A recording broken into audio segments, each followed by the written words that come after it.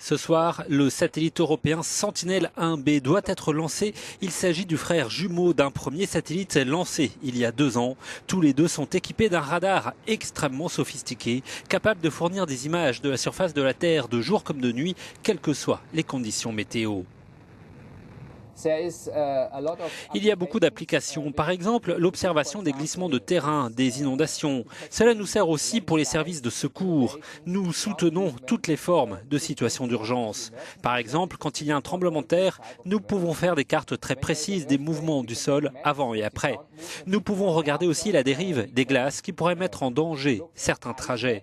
Nous pouvons repérer les déversements d'hydrocarbures avec précision grâce au radar.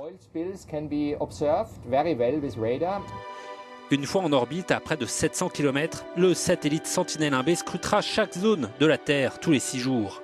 Cette mission fait partie d'un programme Copernicus de l'Union européenne pour la surveillance de l'environnement. Il comprend plusieurs paires de satellites Sentinelle pour un montant de 5 milliards d'euros pendant 20 ans.